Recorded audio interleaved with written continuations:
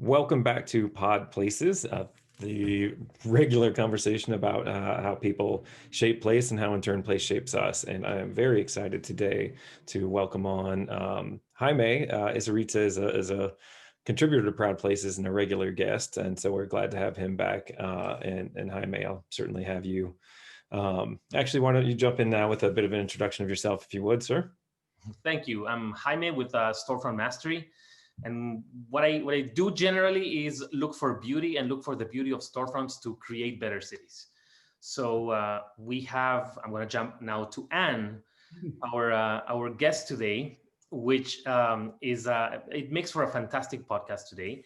She is looking at how the experience of the built environment is creating better people, basically. So we will go back to talk about her books. She has a new book out, and her first book, the one I read first, is the Cognitive Architecture book. And there's a lot to talk about that. So I'm very happy to be here. Welcome, Anne, to Pod Places. Oh, well, thank you so much for doing this. You guys really got your pulse on the nation.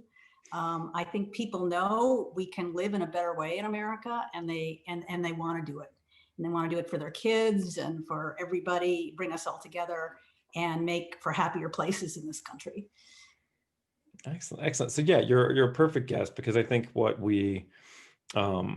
our effort is at Proud Places, we're a consortium of consultants that all understand that for us to be successful, we've got to achieve something bigger. We need for the general public to start to understand how much place matters. We need to create a bigger platform. We need conversations to start taking place that, it's not about planners continuing to talk to planners about, these ADUs and things like that. What we need is the general public to start to understand that the place I choose to inhabit shapes every facet of my life, and we need better places. We're all gravitating back towards, you can see how the prices in great neighborhoods continue to rise, and that's accessible for so few. In as my parents were growing up, great places were accessible to so many, but now it's really changed, and there's so few of those places that shape people well. And so, we want to try to make the case that we need to build better. Policymakers need to make it easier to build those types of places, and the people need to continue to demand them. But in essence, this problem won't get much better until people understand on a much larger level how much place shapes their lives. So you're a perfect person to bring in, because I think, we look at it in a lot of different ways, but you're actually looking at it in a very cognitive manner on how it strictly affects your brain. And that's going much deeper. For us, it's kind of anecdotal. I know how I feel when I walk in here. I know how walking down this street makes me feel. You've actually gone and done the research, and that's incredibly fascinating, because instead of us just spouting off, you can actually back that up with some data. So, well, your questions are really well-timed and well-placed. And we're in an amazing time now. The Organization for Economic Cooperation and Development, an international body of about 30 countries, they announced in 2012 that we're in a new age, an age of biology. And what did that mean? Well, that means we really can understand people in new ways. We've got the tools to understand exactly how people function. And now we can understand and get the hard science behind stressful environments and less stressful environments. And now we can understand why, let's say the houses in Nantucket are the highest priced houses in the country, in Massachusetts, in the Commonwealth of Massachusetts. Well, in part, not only do they have beautiful views, but of the water and everything, but they have an old pattern of building, and they banned modern architecture there in the 60s. So the quality of your design, the quality of the construction, whether or not it feels human or not, you can now measure, and that really has an impact. I think one of the most fascinating things about studying architecture and then studying neuroscience is you start to realize, oh my God, nature has preset, because the struggle of survival is so intense. She's actually preset not just our breath rate, our heart rate, our longevity. She's preset what she wants us to see, to feel at our best. And that's kind of insane. But the more you get into the science, the more you see that. So the most important thing for the human to see is another human. And the pattern for the human, the figural primitive is called, is already in the infant's face before birth, infant's brain before birth. And so we like face-like facades in buildings.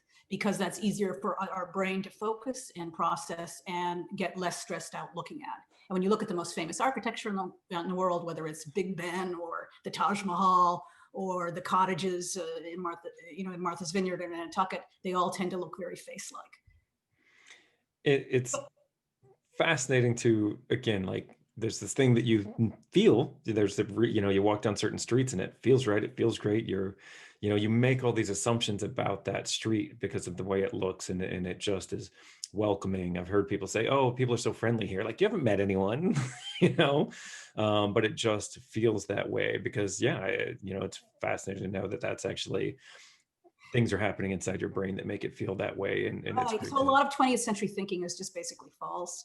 They've realized, and they understand that our unconscious brain is really guiding our health and welfare and our relationships much more than we realize, to an extent that's a little bit overwhelming. So our animal nature, we don't even quite understand we have because it's not logical.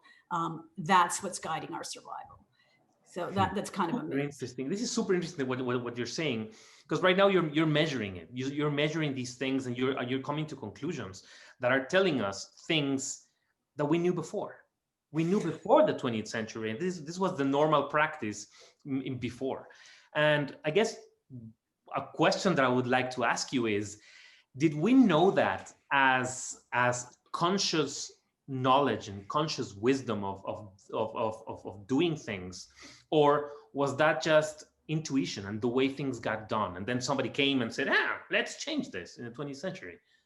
Well, I think what happened, you got modern architecture because of the industrialized world and the idea of industrialized thinking, and you could build steel and glass in big ways that you couldn't before. But what happened too is, as you know, modern architecture is a direct expression of the trauma of World War I, because the people who came up with modern architecture had PTSD, they had different brains. And that changes how you build. I know that's a lot to throw out there, but basically, the more you study architecture, the more you study neuroscience, you realize nature's preset what she wants us to see, to feel at our best.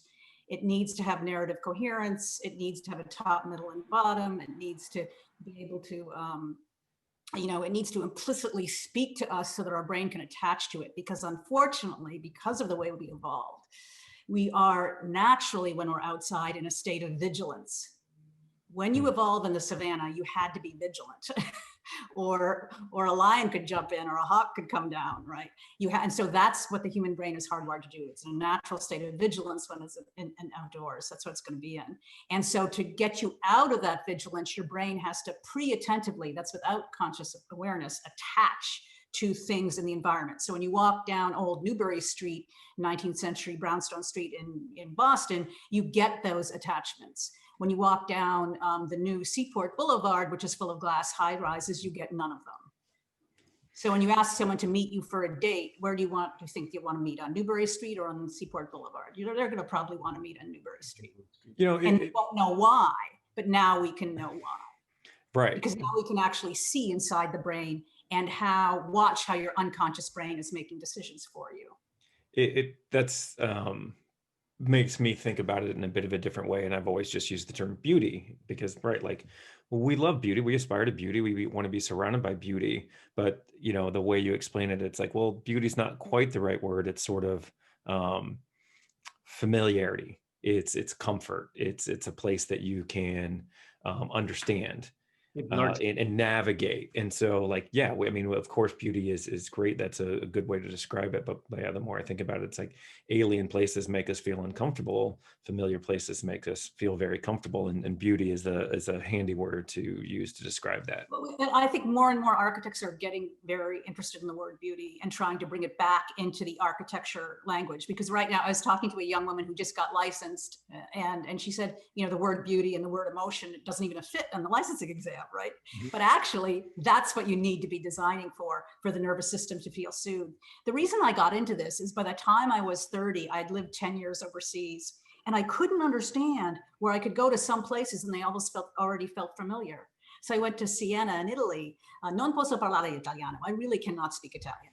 And yet, how could I, as a 24-year-old single woman walking in there from the American suburbs, why did it already feel like I belonged? It made absolutely no sense.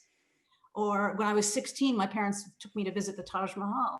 And I mean, I'm not Muslim, I do not know any Hindi, yet I wanted to walk right up to that building like it was my mother. I mean, that made absolutely no sense. That building was built 500 years ago.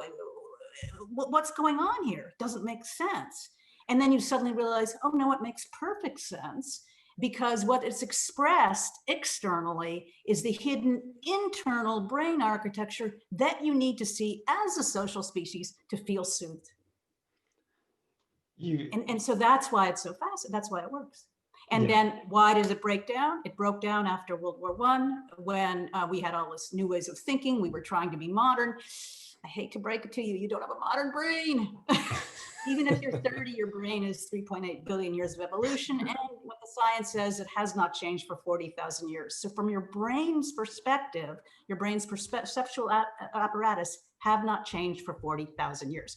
You are born as a Pleistocene hunter-gatherer, okay? Ready to look for red, ready to look for faces.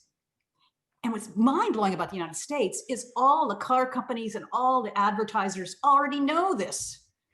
So the target is red. So the car companies design faces on the front and on the back of their cars. The new BMW electric car has a face even on the back that was so cute, I had to walk right up to it. You know, I wanted to find out the model.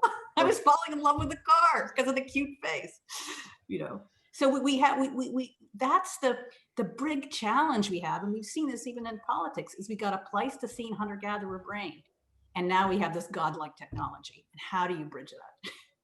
We don't have a logical brain. It's an emotional animal brain, but it has logic to it because it kept us, allowed us to survive. Right, but emotion has been stripped out of the equation, and right, because that was better living through chemistry. That was the power of engineering, and a lot of the engineering technology came from war technology, and soldiers are taught to dismiss emotion, right? Right. Right. I think that's a very a key distinction to make, that you're saying that the technology and engineering comes from wartime. Yeah. Because as you are talking about the PTSD, then we've had some horrible wars before. I mean, World War I was probably, I mean, we can argue that it was the most destructive, the first horrible destructive war but it was the first industrialized war. Correct, exactly. So it comes from the explorations of engineering and technology that are meeting with the war, and they are creating this PTSD that we didn't have before in horrible wars that we had, you know, in Greece and the medieval times. Well, I think we might have had PTSD before, because PTSD is also a survival strategy. But I think we never had, I mean, what was it, 20 million casualties, World War I. Yeah, the chemical warfare and we had the World War I. People forget the first gas attacks, the first bombers, the first, you know, the first assault rifles. I mean, there was all this new technology that just got thrown in there, and then 20 years later, it got even more ramped up with World War II. And then the impact. What's so fantastic about it is that the impact of what war did to the brain really didn't get studied until post-Vietnam, until like 1980, when they started realizing, hey guys, it's not that these guys are sissies or they have shell shock. Something's really changed in their brain. And then it wasn't until the 1990s and 2000 they could actually look into the brain of someone with PTSD versus someone without PTSD and say, oh my God, the brain architecture is completely changed. The brain shrinks. It loses mass. What happens is because of PTSD, you lose the ability to sleep. You need to sleep to clean out the neurons so they stay functioning. So the neurons die. The sleeplessness kills you. At the same time, the PTSD, in a way, keeps you alive. If you were always feeling what you need to feel during a gas attack, you'd flip out. So by fragmenting from your experience, PTSD, you fragment internally, and you fragment with your ability to understand others. But in a way, that's a survival strategy. So nature is very smart. So the people who came up with the amazing thing, when I teach at architecture school, the amazing thing is the fathers of modern architecture. Walter Gropius served 4 years in a World War I trench, and then Harvard appointed him to create modern architecture in the 30s, not knowing they were hiring a man who was mentally ill. And guess what? Harvard still hasn't figured this out. And neither has MIT. But it makes sense. These guys, they're kind of a cult, and they don't understand how to take in the new science, and it is new. I mean, the understanding trauma really the way they do now is really 5 or 10 years, how trauma changes the brain and changes how you build. So Walter Gropius's style, you can now say, is a direct expression of his internal brain disorder. And in fact, I wrote a paper on that, gave it to a guy who taught at Harvard Medical School, and he posted it on his Facebook page. Well, I love it. And I think it's incredible. And how do you see those environments shaping us today? I mean, obviously the trauma of a war, it completely reshaped how people thought. But, I think that, and I think I might've read this somewhere too, or listened to you say this somewhere, that it's like, yeah, but there's a trauma in being at in a mall parking lot too, that those places, these subdivisions are also shaping us in a way that is creating all kinds of problems. What do you see? How do you see that impacting how people? Oh, yeah, totally. See, the amazing thing is when you realize we're a social species, Mother Nature made us as a social species. So what that means, there's a very famous psychologist, Stephen Porges.com, who really explains this so well. What that means is we're built for being with each other to manage our own internal states. So that's a fascinating idea. Yes. So you need to see, I'll send you some of his slides if you want. You need to see another person, your dog, another pet, to be able to manage your own internal states, because that's how a social species is hardwired. Huh. So the isolation that these modernist buildings are creating, they're not only preventing people to meet, but they're also preventing people from having the necessary connections to keep thinking, ahead. Right. Not only can the person, and when you do eye tracking studies, it's amazing. The brain won't let you subliminally attach to a modern building like it will a traditional brick one with a face-like facade. It's a line I have beaten to death, but it's like, I wasn't born more neighborly than somebody, but I have sidewalks. My house is 5 feet from the neighbors, and there's a coffee shop and ice cream shop a block away. Like, I'm not different. We just know each other much more because of how this neighborhood's designed, and that makes my life substantially better. That makes your life much different. If you trip on a sidewalk someday, someone will be there to pick you up. Or if your dog gets lost, someone will know the dog and might have seen it.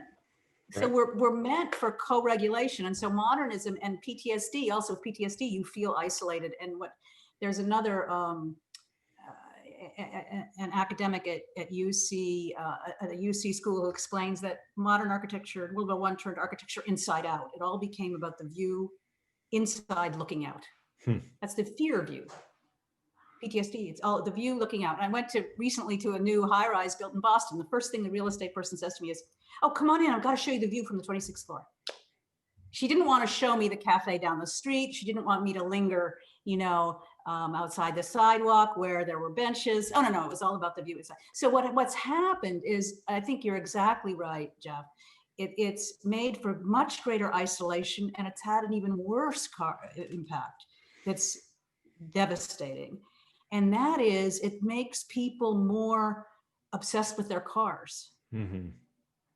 And so now the car companies use the latest biometrics.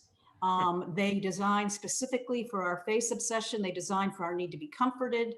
New cars now have heated steering wheels. And the first thing my husband's aunt, who's 80 years old, said, "Oh, my new car has that warm steering wheel." Right? Because people want that sense of touch and being held.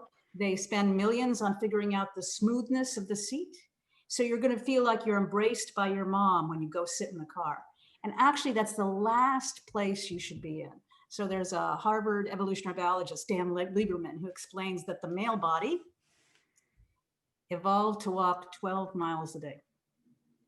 The female body evolved to walk 9 miles a day. And we still have that Pleistocene body. We still have those Stone Age bodies, okay? So the problem is we're not getting that walking in because we designed a place where too full of parking lots. Implicitly, I want to run right into my car. Right. Right. Man, you touched on something I like that I hadn't thought too much about either, is like the idea of the view. It's focused so much on the inside of the house, so much on the inside of the unit. And it's like, well, what about the outside? I mean, that's the part of your house. That's a neighborhood, or your home doesn't stop when you walk out the front door. It's just an extension, and you share this home with all these other people on your block. Like, shouldn't it be pretty? Shouldn't we take care of it? Shouldn't we share it? And that is such a bigger part of your life. Like, yeah, a big part of your life is spent inside the house, and it should be pretty, but so much of your life should be spent outside of it too, with those other people. And that's been completely sort of stripped away from how we think about. I mean, there's It's a reason why a exactly good right. neighborhood hasn't been built in 50 years. Right, that's We're exactly right. We we're lost. constantly negating it also. I mean, if you look at the houses that are seen from inside, they are beautiful, and they appear in the magazines, and they're just fantastic. And really, when you go to architecture, I was trained as an architect. You go to architecture school, you are not taught of how you communicate with the rest of buildings that are in your neighborhood. And then 20 years later, I look at the things that we do, and I say that the worst punishment for an architect is to have them live across the street from a house or a building he designs. That's so funny. I've often thought that you're absolutely right. You're absolutely right. And when you look at old traditional streets built up until World War I, or sometimes World War II, the houses always looked face-like, and they were like people sitting at a dining room table. Mm-hmm. And you walk by, you could find the front door. But then with cars, car access became the important thing. And and the thing is, when the way the brain works, if you're in a car driving 20, 30 miles an hour, you don't want to see detail, because your brain can't take it in. And you're seeing farther too. And you want to see out, and you want to see blank facades, so you can just see the focus on the road. And then the space for the cars also, you need more space for the cars. So the streets need to be wider. Right. And then you have too big a table, where if you want the salt, you need to make a trek to the other side. It becomes an uncomfortable conversation. Totally. What's so happened with COVID, though, it's so strange. One of the odd things is suddenly streets in the greater Boston area, some of them are feeling more like Europe, because they're putting more tables outdoor on the parking spaces and in the parking lots. And it's like, oh my gosh, this is feeling like Italy, or this is feeling like Paris. We're filling the voids. Right. What? We're filling the voids. Yeah, you're filling the void. And look, if I were president, I would make car commercials illegal. Or every time, remember when they sold cigarettes, they have to do a little logo that says it would say, getting into this vehicle will kill 45,000 Americans this year. 6,000 will be murdered on crosswalks. That's a good idea, actually. Cars should be illegal. Cars should be illegal. But what you were saying, Jeff, too, was so interesting. So I think the reason I got into this too, I lived in Paris for 5 years in my 20s, and it was so weird. It's exactly what you said. I had a nice apartment, but you didn't really need a big apartment, because the street was like your living room in a way. And everybody had, and you dressed a little better than I dressed here, because you knew you were going to be seen. And then the market was 2 blocks away 3 times a week.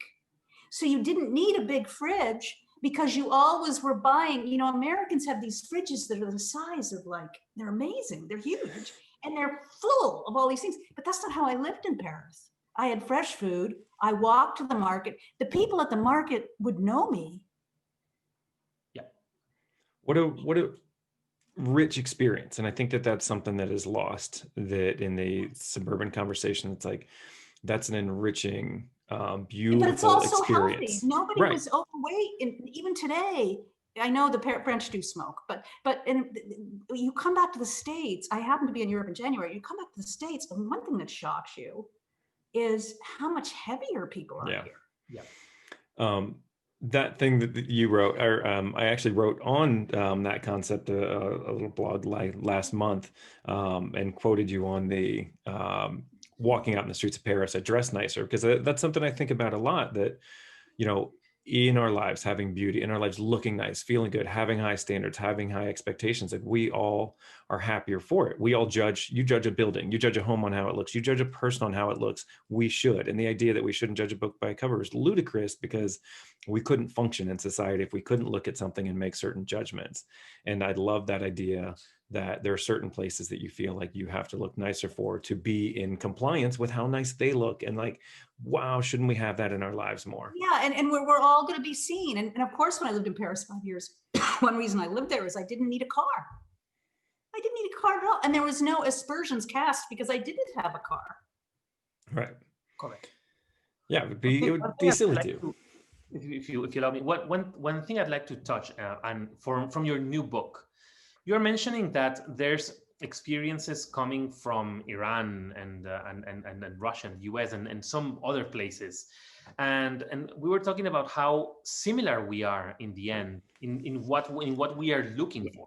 And so one thing I'm very interested in is when you speak about beauty, when you put forward these concepts, the first response that you get is, yeah, but beauty is subjective.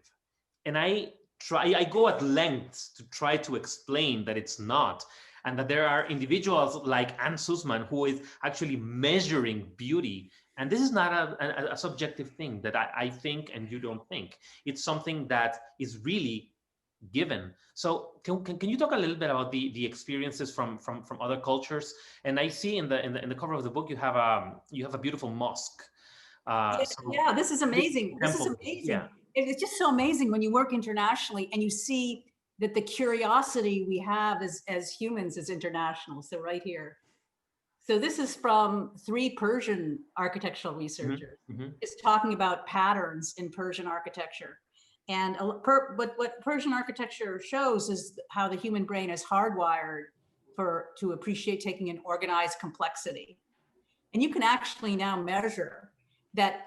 This is the amazing thing. You do an eye tracking study, you see this immediately. People hate blankness. Blankness is great if you're in your car and you're just driving by. That's preferable because it won't distract you.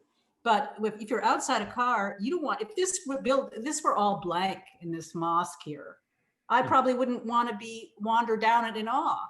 But because it isn't all blank, it's like, it ended up on a book cover and the Routledge people picked it without us even realizing it. We had very little say. But yeah, the human brain's hardwired for organized complexity. So that's why the patterns that you see in the mosques, in the Far East, they fit us today. They fit what our brain wants to see. Disorganized complexity makes us feel fearful. And now you can actually have the biology to prove it. You can take a cheek swab and measure the cortisol secretions, how your brain is already going to make you secrete cortisol, which is like a stress hormone or an action hormone to get you to run when you see something stressful, and how you'll get like oxytocin, that's the hugging hormone, when you see something that makes you feel happy and good. What's so fascinating too is like if you take the building here with the windows, the building, it kind of invites you to look at it. If I took out all the windows, your brain wouldn't let you look at it. You'll glance at it, but not as long. Because it has the windows that look like they might be looking at you, your brain is going to engage with it more. That is fantastic. And talking about temples, I know people shouldn't, talk about religion and sports and all these things that are contentious, but temples have this. Temples have these organized complexity, and usually they are probably the buildings that have a higher charge of organized complexity in their designs. Has that evolved in a way that now temples have many blank spaces and we are kind of losing? Well, I think with a lot of religious architecture, they tend to copy the past.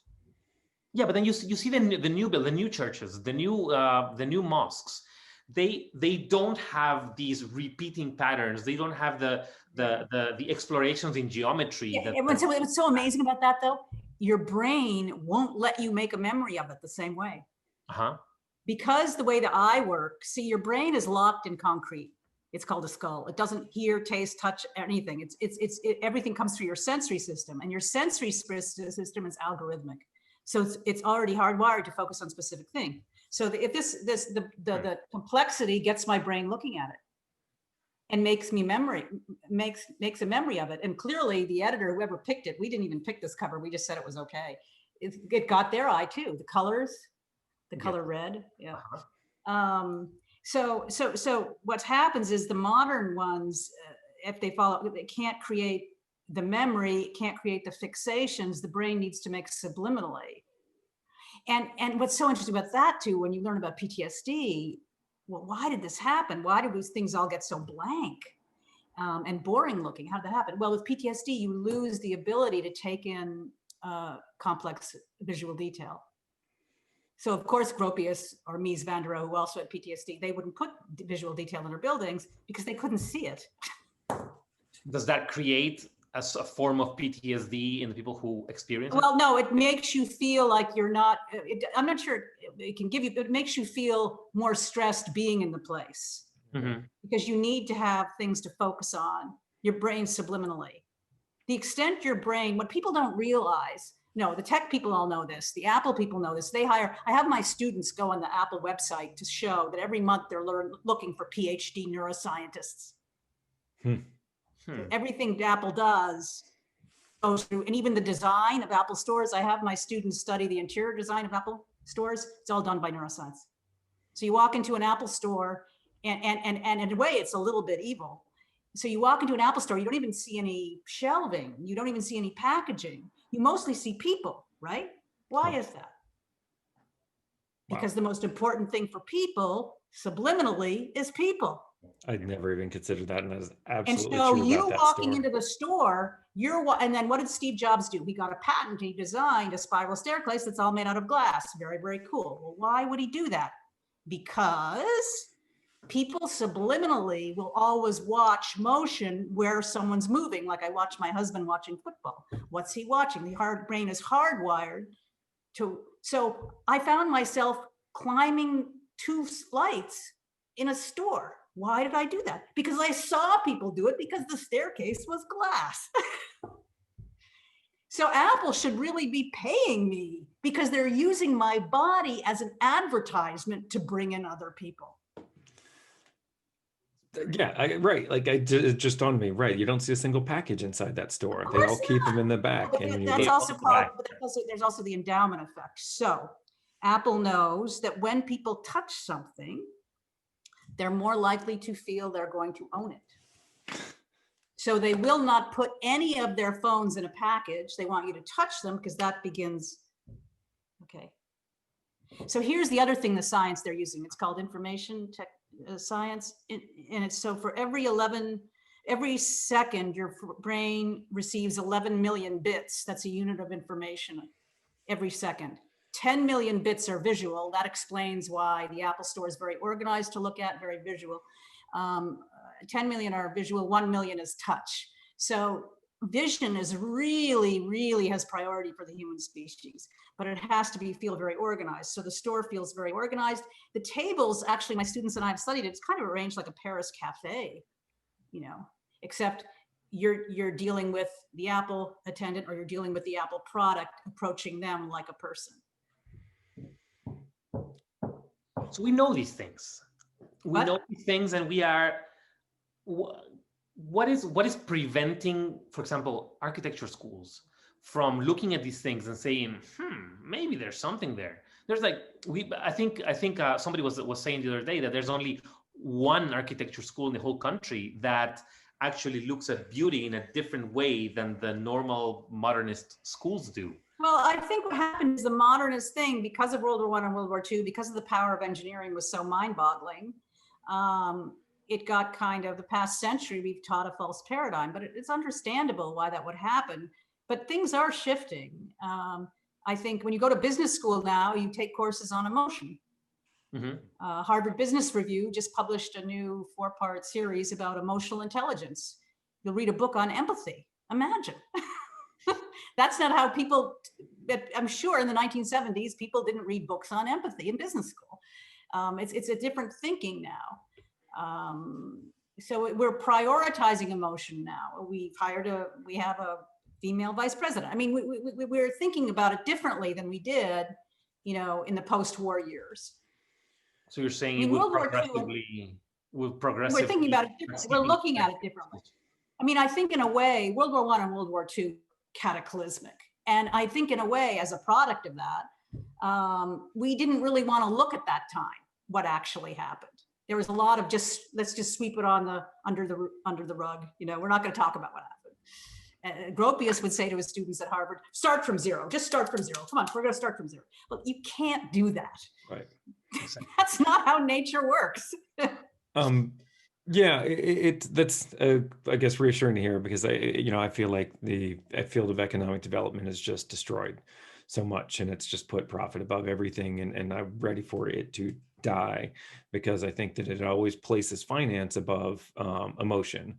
And so I kind of had a similar question along Jaime's, like, do you see from your perspective and the people you interact with that improving that? And it sounds like that we're starting to think more about emotion. We're starting to think about how people attach to place, because I'm ready for this time to start to change, and us to start realizing that we can, everybody deserves to live in a place that gives them a sense of decency and a sense of dignity, and very few do. So I'm encouraged to hear. Yeah, I think what was shocking to me, and I didn't realize this till I graduated architecture school, was how much the profit motive drives design. So that means it's the bankers, it's the real estate developers who are in charge, and often they can flip the planning laws and codes so they can make a 30-story building instead of 20. And so architecture kind of is divorced, because it became all about money. You know what I'm saying? And somehow we need to get the human experience. One thing we were thinking of, we recently founded a nonprofit called the Human Architecture and Planning Institute to get the understanding of how humans function into the process. And we're thinking that what we have to do is develop a stress index. So just like the US Green Building Council developed all these, metrics for sustainability, and developers are really interested in that because they realize they'd save money, and their buildings, if it has a gold, is LEED gold, is worth more, and will be cheaper to run. We need to develop a stress index to show people you're designing a building that for the next 50, 100 years will be stressful for people to walk past. Yeah. And that'll have a human health impact. And we need to think about that as a country that's, 45th on the longevity stats for the WHO. I mean, right. I mean, incorporating lovability into a building is smart. It's a wise idea. That's the attachment and lovability. And I think a lot of this was also because, as a result of the war, this idea that we were going to be modern, better living through plastics. Yes. And now when I go to the beach, I just pick up plastics. It's disgusting. We wanted to incorporate a car in every garage. Well, that's the last thing you need. Right. In some and the towns, best neighborhoods in Pittsburgh are the oldest, and the best and most popular neighborhoods in my city, in Pittsburgh, are the oldest. They're the ones that have changed the least. Like, it's obvious. It's right in front of us. We walked from an old neighborhood yesterday into a very modern sort of like strip mall type place. I was like, oh God, like let's get out of here quick. And it feeds itself, because the more horrible they are, the more you want to get away from them.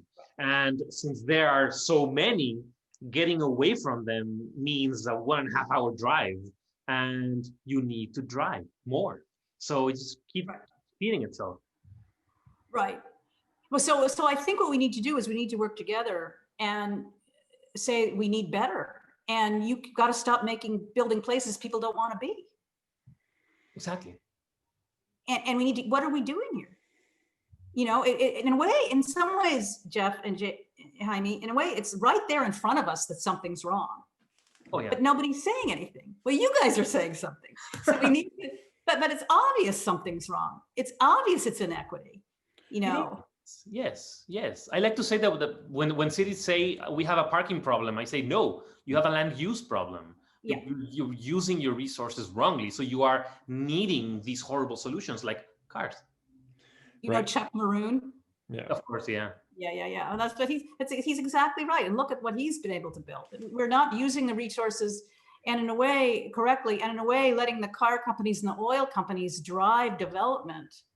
Right. Has hurt us incredibly. And so finally you're starting to say, cities say, no parking requirement. that changes the whole development. Yes. When I worked as an architect, when I last worked as an architect, I'm still licensed, but I was blown away. The first thing you design for a new building was the parking lot. Yes. And then the second thing, this is mind blowing to me, the dimensions for the footprint of the building would be determined by what? The car parking underneath on the ground floor. Of course. If nothing human about it. It was what was required by the state law for car parking. So the last thing you were thinking of, there was no room to think about the building elevation. And when I actually took the licensing exam and I asked a recent person who took it, there was no requirement when I took the exam around 2000 to even do any building elevation. Really? Madness. Yes. Wow. So I got licensed not to do one building elevation. The one thing that connects people viscerally to a building. Right. So it's completely broken. The system's completely broken. Yes, yes. Do we expect it to turn around? You're going to lead it. That is something I often think, like I come back to this idea of food often. It's like 30 years ago, we didn't care that much about food. Mm-hmm. It was something that some people were interested in, but it just wasn't this obsession. And now it is. And now people understand, they care, ingredients matter, where we get those ingredients matter. And I hope that place is kind of experiencing the same thing, that we start to understand through research like yours, through as COVID has changed our thinking about travel, and as as you start to see these street, I mean, once you go walk down the street that's not full of cars, but instead full of tables, like it's going to be hard to go back to that. And I think that this is, if there's an upside to this pandemic, is that maybe it's giving people more to think about in terms of place, and hopefully that's something that lasts. Yeah, we need to figure out, you need to keep doing your work. We need to keep getting the message out there. We want to do it in a compassionate way. We need to give people hope that there's a way forward that's better, that's environmentally better. In some towns in Massachusetts, there are more cars than people. Well, there's more parking spaces than people in many cities. Yeah, that's broken. Yes. And I think in a way, one of the reasons the political fracturing that we have in this country is in part because of that, of the brokenness of the 20th century model for development and car centers. And maybe place is the last understanding of health. I mean, it's like we understand health about food, we understand health, fitness, we understand, like we're starting to understand, and we really care about health a lot, particularly, I mean, as you see the healthcare industry become enormous, like, well, place affects our health in every way, mental, social, physical, economic, but our physical health is such an aspect of place. Maybe that is one of the ways it'll help become more of a prominent, a food type zeitgeist in our culture. Yeah, or this idea of the stress index, that going down this street, people will have more cortisol. Right. Every day. And that's what's distressing is that all the things we're talking about here, if we, let's say, like you said before, if you're president and you implement these things, they're not going to be any business, because making great cities, compact cities where people don't need cars, is not good business for the car companies. And creating places where people are walking and being healthy and having their 12 miles a day of walking, that will prevent big pharma from selling as many treatments and things like that. So it basically, building good things makes people lose business, and that's large business. Yeah, I know. That's what I mean. You have to change it so it doesn't. Just like you can say, oh, we can go into wind. We can, change it from going into wind, or we can change. We have to change. We have to realize that there's this great, not to jump here, but questions are more important than answers, because questions are embedded in the answer, right? And so when we've been doing placemaking, we've been doing it wrong because we haven't been asked the right question. And the question should be, what does a bipedal mammal that's social, it needs to walk 12 miles a day, what kind of environment do they need to be in? Right. I mean, and I think that's a great point, that yes, I mean, this is the types of places that we love are great for small business. I mean, Yes. I always come back to this idea that, like, yeah, I love watching the Tour de France, because when it's like, oh, they're in this beautiful countryside. Oh, look, they're in a village. And now they're in the beautiful countryside. Like, that's impossible where I live. You have to spend a half hour getting through the bullshit until you get to something pretty. And that's bad for the type of businesses that need that type of environment. So simultaneously, like, if you want to support small business, I know you were being devil's advocate, but yes, like, in supporting great places, organic places, you're also drastically reducing inequality. You're making small business successful. You're going to make small developers successful, and that they go hand in hand, like the inequities in our economy and place. Right. What's interesting to me with the 20th century, and I think what happened post 70s really, is the public realm used to be beautiful. And no matter how much you made, no matter what your education, we all had it. And then what happened in America, Walt Disney, I think, predicted it. He saw what was happening in LA when you were suddenly becoming car culture. You were starting to lose the city, the old town streets lost some of their charm. So he rebuilt that in the orange groves, right, of LA, right, in the 1950s, making Disneyland Main Street a copy of what he knew in Marceline, Missouri, where he grew up, right? So that people could recreate it, but you had to pay $100 to get in. So we privatized what used to be for everybody. Yeah, and when you are talking about creating these things, by the way, I was being devil's advocate, of course, before. When you are talking about creating these things, the initial response you get is you're trying to make Disneyland. Like, it's a bad thing, but it's a very good thing. No, you know what the crazy thing is? Within 10 years, Disneyland was the most visited tourist site in the United States. And what's even crazier, in 1997. In Paris. What? In Paris, Euro Disney. Yeah, in Euro Disney, they opened it in 1997. By 2016, the most visited place in Europe. In France. In Europe. No, I mean, and it's in France. It's in France. It's Disneyland Paris. It's out. You can act. It's outside. It's just outside the edge of Paris. It became the most visited tourist site in Europe. Yes. Because we've forgotten what people used to have. Right. Everybody used to have the community of the public street, and it's actually what our social species needs.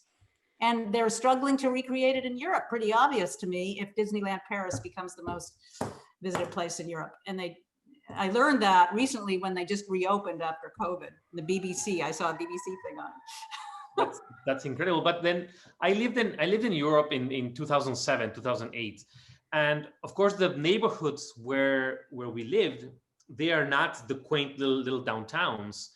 They are outside, and they are a modernist architect's dream, because they have these canals very perfectly made, and everything is square and blank and very beautiful. And you can actually see the site plan as you are walking through it, but it lacks everything that the downtown has. Hence, Euro Disney. Yeah, exactly. Hence Euro Disney, exactly. So, but I think we can. I think in a way there might be a silver lining to COVID. And that silver lining might be, we really need to respect science more, but we also really need to respect what humans need for human health. And they're going to be looking to you, Jeff, and looking to you, Jaime, to just really figure it out, because you've already kind of laid the groundwork for saying, hey guys, this is important. You did it before COVID. You knew it was important. Right. Right. I always like to point out that, our cities, I don't want to go back to 2019. I think our cities 1920 was when they worked better. I think that's when they were more beautiful, that we valued civic buildings, that the importance of what was taking place inside a building was reflected by its facade. Right. And I think that matters. And plus it was, we had so many more, and what your daily life was like, to walk down a beautiful street and see a bunch of people and go in and shop with somebody, like, oh, I get to spend my money with somebody that I know and care about, like how much better that would be. And I do think that there is a bit of that to COVID, of realizing we have to be more self-reliant, we have to be more local. And I hope that it forever shifts policy in this country. But it's, I think that we might be moving in that direction. we've got to shift the policy. And I think what's so interesting too, this is something I talk about with my students, humans run on stories. We're a storytelling species. And the old streets in old cities have a narrative coherence to them. You walk down the street, then you get to the public place, then there's the big church right in the public place. You implicitly, even if you don't speak the language, you feel it. Whereas modern architecture, there's its narrative incoherence. So we need to bring back respecting what our brain is waiting to see to feel good, that narrative coherence, which means you know what's next to you and how this is going to fit in. You see what I'm saying? There's a lot to unlearn, right? Because what you're being taught in schools is completely different. And like the first question I asked, I'd like to go back to the first question I asked as we are coming to the close of the podcast. So first I said, what we are looking at is places that are beautiful and that have been beautiful for many years, and that we didn't even think of how to creating them. And then we lost it. 20th century came and we lost it. And we are now doing it rationally.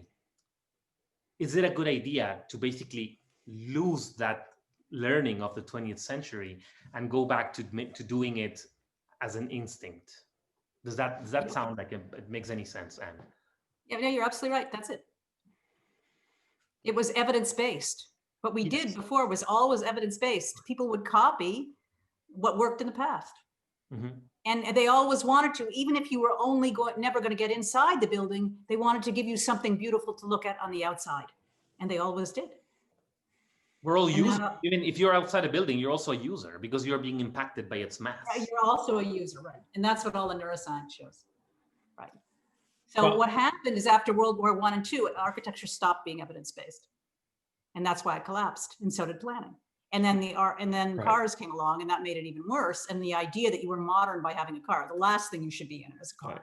Right. To abandon 7,000 years of city building and say, well, actually, we know better, is a bit egotistical. And I like to point that out. It's like, why do you think that you had a town square? Like everybody knew this for thousands of years, yet you think that you somehow did it better. And we're suffering greatly for it. Yeah, right. And I want to thank you. Well, first, I actually want to ask you a favor before I thank you. I want to know if we're going to do a book club series in 2021, and I would love for Jaime to be the host and the book to be Cognitive Architecture. And if you wouldn't mind coming on and joining us to be our expert panelist. I'd be delighted. The second edition is due out. It's going to be super. Well, and it's going to have 70 color pictures in it. I'd love to do it. All right. And when is that coming out? That should be, I think, the first quarter of 2021. All right. Well, let's wait till maybe a little further in the year then, and we can have you on. And Jaime, you willing to host that on the new one, second edition? Of course, I'd be super happy to.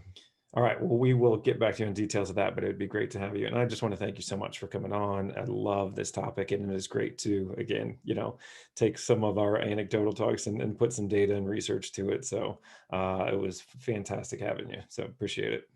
Well, Jeff and Jaime, it was great talking with you, and let's stay working together because we can't do it alone. It is a big shift, and we have to do it with compassion. But we have to bring people first. Absolutely. So thanks everybody for joining us. Please, proudplaces.com is where we post all of our articles and videos. We're on Facebook at Proud Places and on Twitter and Instagram. And we're, again, a group of professionals that are doing our best to help elevate this conversation around place and help people understand that the places we inhabit like humans adapt to their environment. And if that environment is poor, if it's of poor quality, if it's ugly, well, you can imagine how we're adapting to that and the impacts that have. So follow us, do all the things, and thanks for joining us.